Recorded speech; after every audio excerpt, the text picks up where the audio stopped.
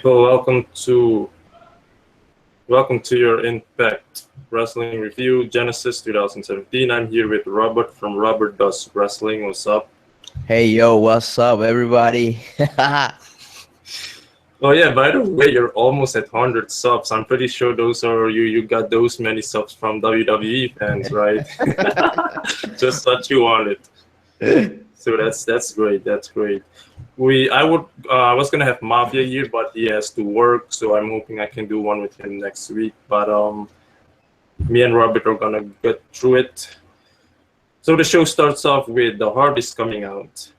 In this segment, the Hardys was involved, DCC and DK. The Hardys talk about becoming. Jeff Hardy talks about becoming champion again. Matt Hardy talks about tag team evolutions and acquiring every piece of gold there is. DCC James Storms talk about cashing in at Open Fight Night when next week's. DK Crazy Steve talks about raining down hell in the Impact Zone with the only team surviving calling themselves real champions. And by the way, that was an outstanding monologue by Crazy Steve. He did it so fucking well. And then after that, the fight broke out and we had us a six-man tag team. My thoughts on the match, it was okay, nothing all too special, just your typical. I never liked six-man tag teams though because there's so much happening and sometimes it can be bad, sometimes good, depending on who's in that match. But it was an okay match, I guess. The Hardys obviously ended up winning. I don't know when the Young Bucks. It's probably in June, if I'm not mistaken.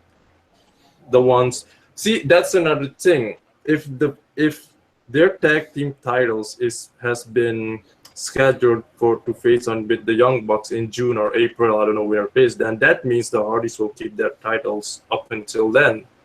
That's actually a spoiler, if I'm not mistaken. I think the match is on May during WrestleMania weekend. It's a long freaking time. So Yeah. if they are scheduled to defend the titles, then they're gonna keep it up until then. So I don't get it how this works. But anyways, the Hardys ended up winning the match. Do you have something to say about this match, this first segment? Yeah, it was a alright, typical tag team match. What I would like to see is those three teams in a hardcore match because those three teams could do a lot of really good stuff together as a hardcore match or no DQ, something along that ballpark. If they book it together, but as for now, it is okay. It is nothing like boring or anything like that. Yeah, because these three are kind of the hot factions right now in TNA, Hardys, DCC, DK, so it makes sense in that order, yes. After that, we had a little short backstage promo from Drew Galloway saying that he is going to defend the title tonight. And then we had an EC3 interview, which I won't talk about. You can watch it on the YouTube, on their channel, Impact, their channel. After that, we had a little segment with Lauren Van Ness and Braxton Sutter, where this whole thing, like I said, it's dragging about now because this thing has been going on for like all the way since last year, November, if not even more. But he's basically on a date because whatever, what is this? Maria said to Braxton Sutter, we never got to find out. Hopefully, we will find out in later segments. But yeah, Braxton Sutter is completely bored with this date and all because he wants Ellie and not Lauren. But I would love Ellie if Sutter doesn't want her. That is the worst thing in the world, being in a bad date. My God. Yeah. But I love how Sutter played it out with him being bored and not wanting to be there. And at least this gives Sutter TV time, so I guess it's good on his.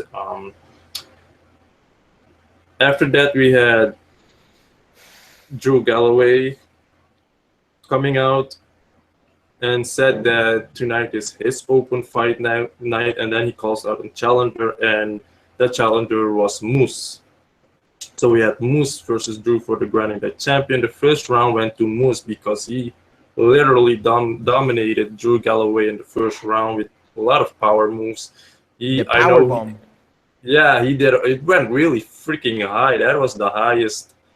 I don't know what he calls that move, but it went really high from the aprons, from the rope, on the turnbuckle and such. Like, holy shit, that was impactful.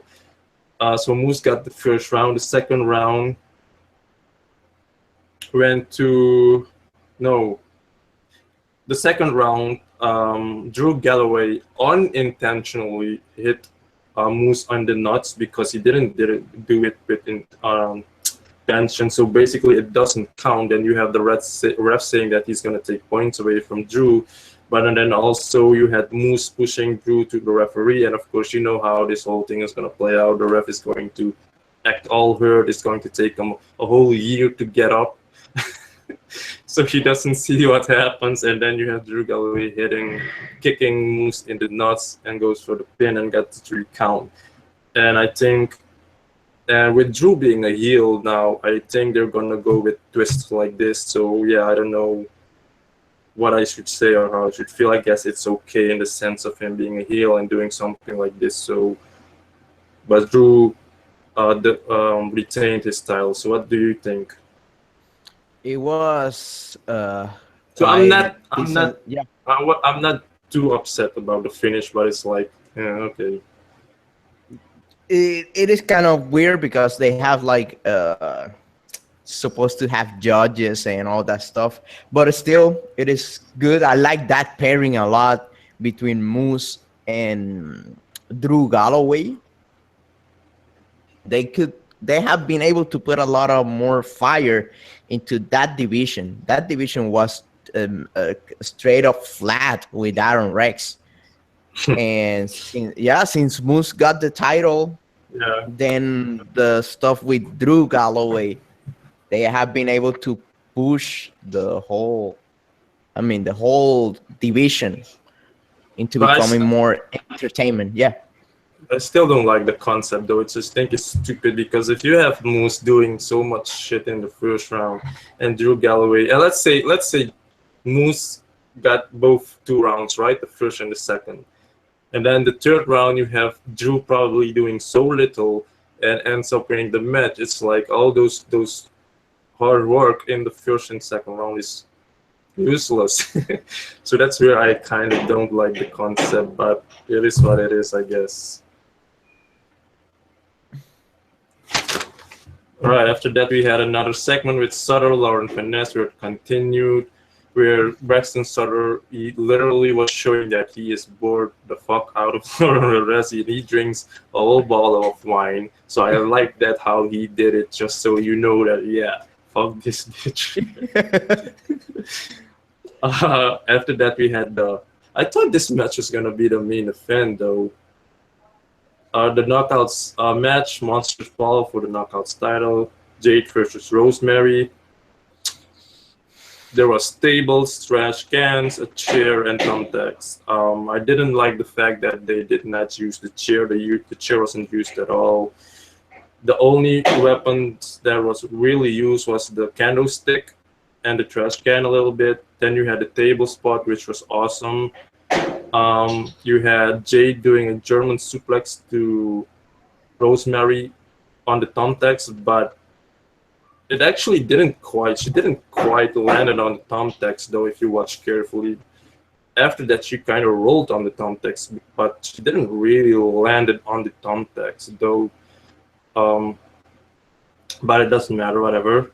I like when Jade defended herself with the mist when Rosemary was gonna spit the net, then she threw it and kicked her. That was fucking awesome. I like the moonsault she did onto the barbed wire board and it hit her fucking face. I don't think that was meant to happen. But it was a really good match. Might I add, this is the first time that both these women are doing a match like this because they have never done a match like this on the Indies. So it's really fucking good for their part that they experienced something like this. It was fucking awesome. It was a really good match. Your thoughts? Yeah, I enjoyed the match a lot. To great stuff out of those girls, especially knowing that Rosemary is very young to the business. It is just I think have been wrestled about 2 years, something along ballpark, something that. I mean, she is in the same spot as the legendary The Undertaker, who received that monster push, and he had been wrestling for about 3 to 4 years.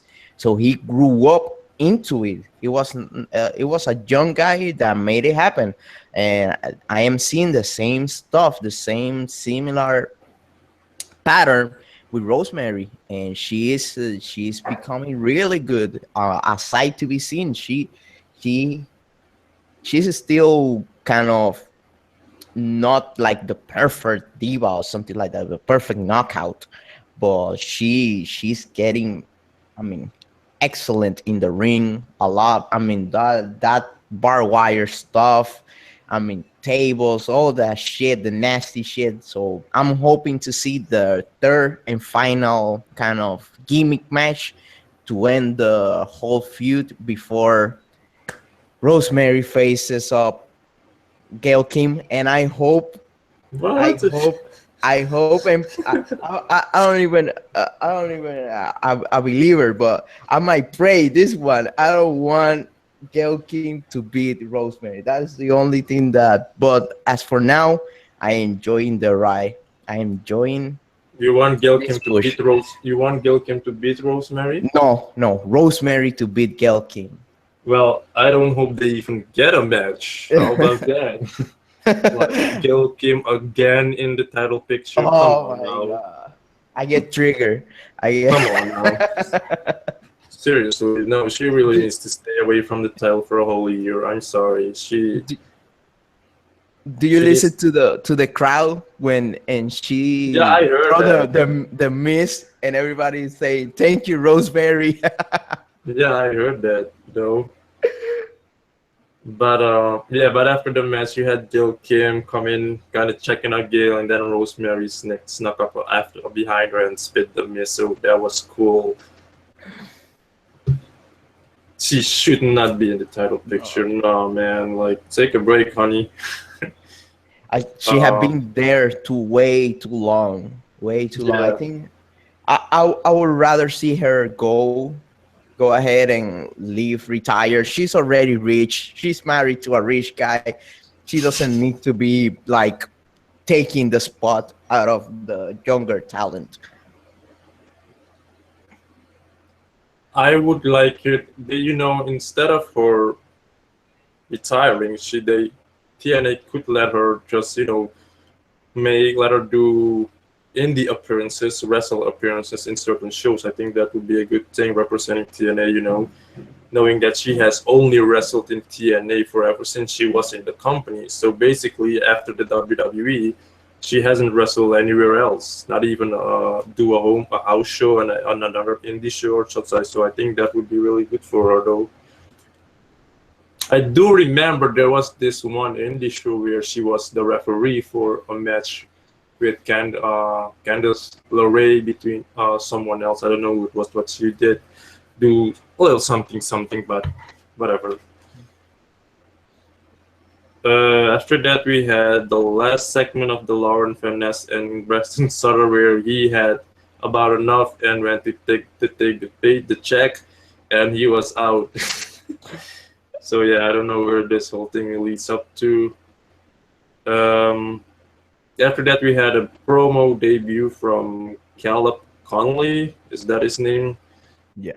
I don't know this guy. Probably seen him in indies, but never got to know his name or whatever. But after that, he made his wrestling debut. Well, not technically because he was in the pay-per-view, right? Wasn't he in a one night only pay-per-view? Because I saw Yeah. highlights. I don't know which show it was, but it was in Impact. A five-way X Division match. Caleb Conley, Trevor Lee, Andrew Everett, Marsha Rocket, and DJC. This was an X Division match. You had high flying stuff. You had all of these guys doing suicide dives. You had even Marsha Rocket doing one. That guy looks heavy as fuck. He's a heavyweight, if you ask me.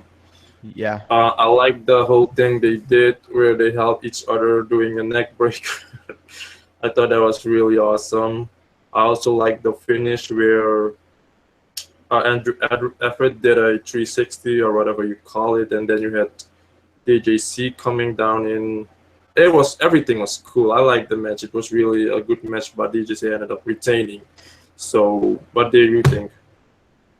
Yeah, there was all right. Another good match. We didn't get like a bad match during the whole broadcast. I am becoming more and more a fan of Marci Rocket Marcelo. I mean, this guy have a lot of future. I see future in him. He needs to, If they're going to use him, that yeah, is. Because yeah. us fans, we can see so much shit, we can say so much that, yeah, this guy is this, but if you're not going to book him, then. I, I even thought about that. I started to kind of pushing for him everywhere. Like this guy, this guy, this guy, this guy. And he's young. I think he's under 30. He's 20 something. So they have a lot of mileage on that guy. That guy is huge. That guy can move. And Yeah, he, but yeah, it's another thing. Like I said this before a one time ago. Like not because a wrestler is X Division material should that mean he should be in that card. Let him do other matches as well. That doesn't have to do with the X Division because Marshay Rucker. I like the fact that he is put himself in the X Division because you would actually think that he's more of a another type of match, knowing how tall he is and big. But if it's one match that I would like to see him with, is then him and Drew Galloway, knowing both are tall, both are big, heavyweights, and do power moves and such. That is a match I do want to see. So I think if he were to have a match with Drew Galloway, that would be also a one way for him to show what he actually can do and prove and have more the spotlight on him, But and with Moose, Marchi Rocket Moose. versus Moose. I think we got another match that is solid. I'm looking at his Wikipedia. He kayfabe. Remember, this is kayfabe. 6'5", 220, 211. I don't think he's 211. He's even heavier than that. Well, he's 6'5". I mean, he's quite big, especially for TNA, who have a shorter roster. Even though rosters in general are getting smaller. But he's one of those guys that, hey, it is time to keep grooming him. Probably a change of war of ring gear and probably a manager or him being with somebody else in a faction that could get him even to the top of the card. But as for now, I enjoy his work. I'm becoming little by little a fan of him. And I wish that a year from now, next Genesis, he's at least on the mid card. This is what I'm hoping, that at least TNA can put some power behind his push. Let's see what happens. After that, we had a backstage segment with the Hardys where Vanguard One basically shows Jeff Hardy some potential selections for the match for a person he should have a match with. Then Vanguard One showed DJC, Rosemary, Ricky Martin, who is apparently still up in the heavens, and Eddie Edwards. And then Matt Hardy gets a premonition that he saw who his opponent is going to be. So interesting next week. And then we had the main event, which wasn't exactly 30 minutes, to be honest, because I watched the time and I think they made it look like it was 30 minutes because there were 2 times commercial, right, if I'm not mistaken. And when they came back for the last commercial, the time was on 9 minutes. So I was like, because they didn't really started the match I don't know, but it wasn't exactly 30 minutes, but whatever. It was a good match. I would have to say that Lashley, the Destroyer, literally destroyed Eddie Edwards in this match. Literally.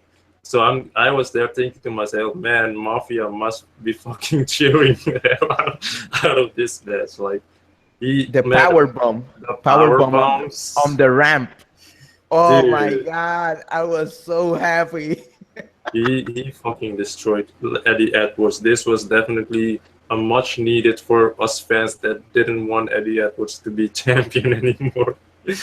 Of course, you had Eddie Edwards do his thing too. There's so many Boston Knee parties he did, which were really nice. He did them really nice, by the way.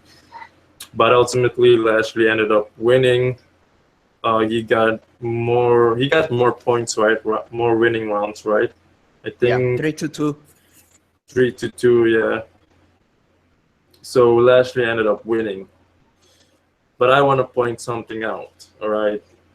And this is why Josh Matthews is fucking terrible. Let me tell you right now. During the match, you had Pope explaining why Lashley should have stayed in the ring because the referee was counting Eddie Edwards for the second time. So Lashley got out of the ring not knowing that the referee was counting. So that basically, of course, breaks up the count. The And count. Pope brought that up. He was talking to Josh Matthews. And this fucking idiot literally ignores the fuck what Pope just said. It's like, what the fuck, dude? You have Pope here giving a fucking valid point, making a valid point, and you're not even reacting to it. Yeah, and I kind of get mad at him also because he pretends like he doesn't know about wrestling. Josh Matthews was a wrestler for quite a while. He wrestled in the industry, wrestling XWX. He was a wrestler, but he kind of that playing dumb that he does. It is kind of the same thing that I mean. I love Mike Tenay. I love him to death, but this guy also played the dumb kind of I'm dumb. I don't know what the hell am I doing. But you have been calling wrestling for how long? Josh Matthews, how long? 5 years, 6 years? Because he was on SmackDown and then he came to TNA. He had been in wrestling for at least 15 years. Man, what this is the kind of how can I put it? The what they say insulting towards the Insult intelligent. your Yeah, intelligence, yeah. yeah, they're playing like, hey, those wrestling fans are straight up dumb. They don't know. Don't. He was like saying, hey, shut up, Pope. The wrestling fans don't know that. That Yeah, I was mean, straight up like, stupid. it really pissed me off. It's like, what the fuck, dude? Shut the fuck up and listen to what Daddy Pope has to say. I mean, like, my God. I also enjoy watching kind of Pope getting mad at Lashley when he near the commentary. I Oh, yeah, yeah, yeah. Yeah, when he started to like getting into a short discussion with him, kind of enjoy that because that is something that you don't see often, and people know that the Pope was a wrestler for a while and still wrestle in the Indies, but I think his shoulder is way too fucked up to be wrestling constantly. What that's why he kind of stopped wrestling on TNA as a main performer. But still, I enjoy that kind of uh, emotion out of seeing the Pope and Bobby Lashley. But I mean, Josh Matthews, he have to go. Yeah, Gotta go. Yeah, they really need to give him a different role, seriously. yeah. Put him in the Let back with the let yeah. let him do interviews and let have McKinsey do call the match. Yeah. At Have least I can someone else. Yeah. at least I can look at her and listen to her even if she says dumb shit. But anyways, yeah, I don't know, man. That really pissed me off though. But anyways, that was about it. It was a really good show. I enjoyed it from start to finish. Next week is looking to be also impressive. Open So, Fight Night. yeah, Open Fight Night should be really interesting or exciting. Of course, only the people who have been at the taping will really know what happened. But I rather they not tell me, because then I will block you, mute you, and whatever you. But unless it was unintentionally, if I scroll down and I see it's like this motherfucker, then I keep on scrolling. But anyways, that was about it. I would have to give this show an 8. Yeah, no, just gonna go at 7.5 out of 10. There were still some things that bothered me, so I'm gonna keep it at a 7.5 out of 10. What do you say? Yeah, then I saw the whole thing. It was really, really solid, especially after all the stuff that had. Uh, how can I put it? This was the best TV wrestling show since the Total Don't Stop Deletion. Wrestling have been having bad shows. We had the One Night Only, who was quite solid, but this one, I think it was even better. I hope TNA keeps this ball rolling. I know my man, Dutch Mantel, is the one from now on that is going to be writing the show. So I'm expecting a lot of good stuff out of that guy. That guy's truly talented. And yeah, this show was excellent. I'm hoping for next week, One Night Only. The one of the select few good things that came out of the Hogan, Eric Bischoff era. That concept was solid. That could help move wrestler in different direction without an actual explanation. So for the writer, it is kind of like a gift. So let's see what happens. I'm hoping they keep the strain rolling. That's it. I hope so too. But the year started off good with TNA, so first month off. But this was definitely the best show so far for the year. And yeah, so let's see what next week brings. Hopefully, indie talent come out to challenge. That is what I want to see with this open fight night thing. You know, I don't want to see people from the company itself and accept the challenge or come out to challenge. You know, because then it's like you said, there isn't no explanation needed or anything. It's not like it's going to continue with a storyline or something. It's just open fight now. Whoever wants to come and fight. So it would be really the perfect time or the best time to have indie talent come out and former talent do their thing. Yeah, or former talent. Who have not been there for long as time. They show up. Hey, I want to fight you, motherfucker. Hey, and they get into a fight. That's it. No explanation needed. Exactly. So, but we'll have to see. It looks good either way. Have they already announced? Oh no, they haven't announced the match. This is open fight night. It's the whole show. The whole show is open fight now, right? The whole concept, right? Okay. Yeah. Hardy, so they won't. The only thing is Hardy wrestling someone.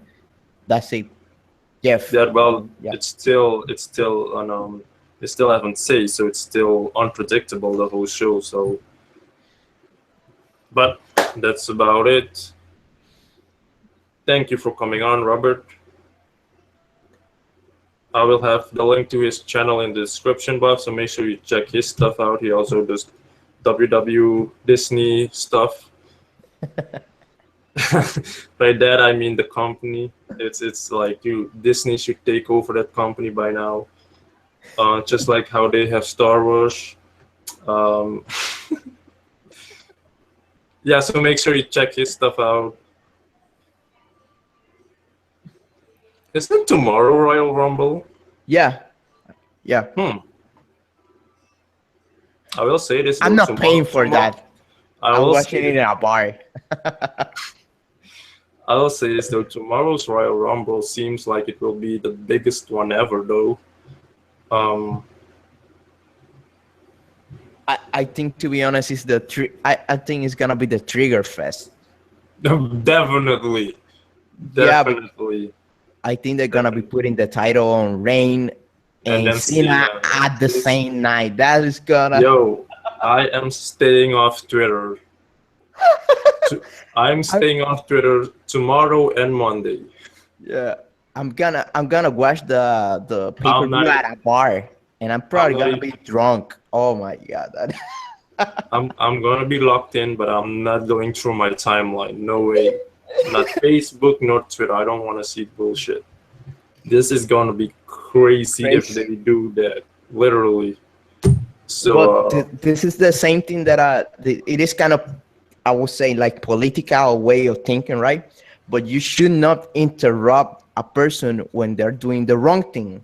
That's I love both company. I love TNA more than WWE, obviously, but they might do some good things and bad things.